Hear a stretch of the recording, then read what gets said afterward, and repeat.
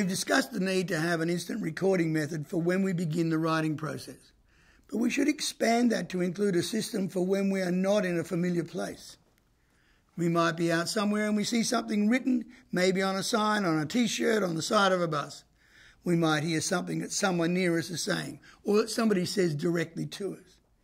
Your subconscious may throw a little piece of melody up at you while you're squeezing the avocados at the market or standing in line at the post office.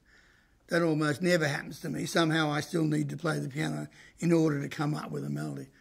I've just been doing it that way so long. But it does happen with other writers I work with.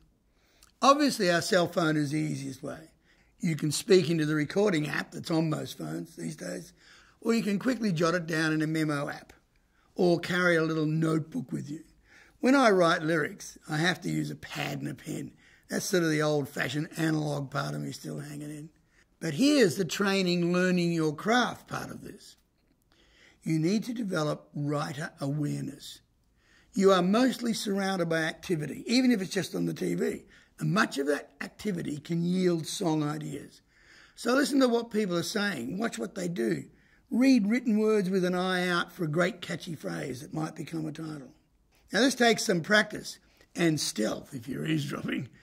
We'll discuss idea and title a little more thoroughly in a little while, but for now, really start to train yourself how to harvest ideas from around you.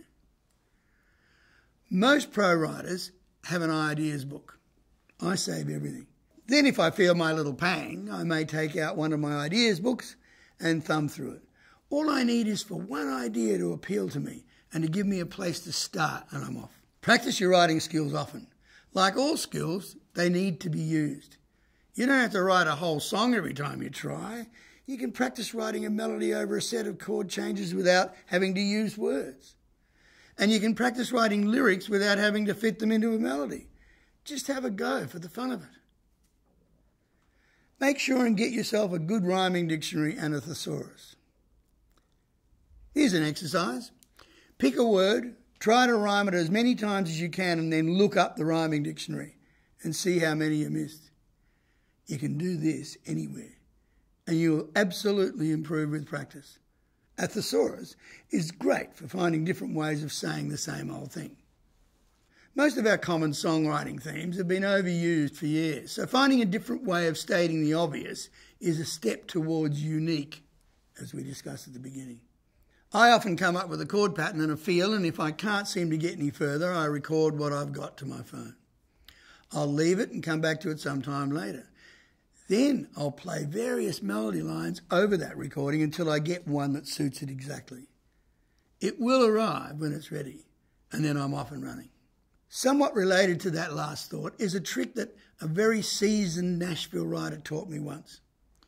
When you have your melody and words far enough along that they feel finished, try singing the melody and the lyrics while clapping your hands at the tempo of the song. No instrument. You will see really clearly how well they do or don't fit together. Often the way and the things that we're playing can influence how we phrase a tune or can mask the slight imperfections we may have in the melody or the words. I'm amazed how often this has worked for me over the years, and as a result, how many times I've been able to slightly alter something until it feels exactly right. And that's after I already think it's perfect. On your journey to discovering your method, it's helpful to discover what type of writer you are or will become. And I think there are three basic types. Number one, I call the deadline writer. Now, I have this aspect in me. I learned that I did this when I began writing jingles and music for TV and film. If I was given a brief for some music for a commercial and the deadline was a week away, I'd relax in the thought that I had plenty of time. After all, it's only 60 seconds worth, and sure enough, there I'd be on the last day before the deadline, working feverishly away at those 60 seconds. In fact, the deadline itself was part of my method. I write well under pressure, and having the deadline right on top of me truly does help me really focus acutely and exclude everything else other than the task. Now, I don't necessarily recommend this method, incidentally, but if you discover that you are that kind of writer, use it to your advantage. But stop using it if you're coming up with mediocre stuff. simply because you aren't allowing enough time to fully develop the idea. Second kind of writer is what I call the total focus writer. These folks are very driven, and once they're in write mode, they try to finish the whole song at the one sitting. If you have your song idea thoroughly mapped out and have written the majority of the lyric earlier, then go for it. But the organic process that songwriting should be doesn't always treat this kind of writing kindly, for the very simple reason that when you can see the end in sight, you'll sometimes compromise a verse or even the whole idea because you will accept less than perfect in order to get it done. More dangerous, though, is if you're not a total focus writer, but you're writing with one. You may be forced into finishing a song imperfectly simply because your writing partner insists. I'm afraid, like many writers, I've sometimes sacrificed a great idea because it's been sabotaged by this method. I don't choose these writers as partners anymore. Although, if you are a total focus writer, then writing with another one will suit you. The third type of writer is the scattered writer. This is mostly what I am. I start a number of songs in a short but productive writing burst and usually don't finish them completely at that time. I'm perfectly happy to do this, and I never worry that I won't finish them. I know from experience that A, I will finish them if I review what I have and the idea still has merit, and B, giving myself a break from them for a while enables my subconscious to continue working on them by itself. I also found out that I have a fairly short attention span and that having that gap makes me more focused and creative when I do continue.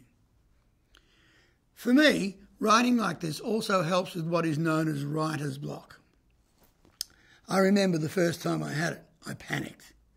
But an older, wiser friend told me that it was highly likely that it would cure itself. I just needed some time away from the process. And he was right, of course. It didn't happen in the 60s because we had enforced breaks every time we toured. And I've never been able to write on the road. It's too different a headspace for me. So when we came home and I started in again, I was raring to go. And it works exactly like this today. I also don't write during the recording process. Once again, making a recording is way too different a headspace to writing or touring for that matter. But then that's just me. Another consideration with regards to method is your personal timetable. Unless you're independently wealthy or living with your mother, you probably have a life full of work, family and play. Often without intentionally doing so, you might not get around to working on something because things come up, life comes up. What I have to do during particularly frantic times is actually make an appointment with myself to write. This may sound slightly ridiculous, but it honestly works for me. These writing appointments go in my diary right along with all the other stuff I have to do. And I find that I tend to treat them as seriously as any other appointment. In fact, I'm secretly a bit excited that I'm going to do it. So something pretty horrendous will have to arrive for me to cancel on myself. Some writers just always have the same period blocked out, say Saturday morning, and that works for them.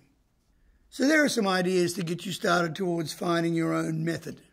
It's important that you give yourself every possible chance to succeed. Avoid placing obstacles in your path.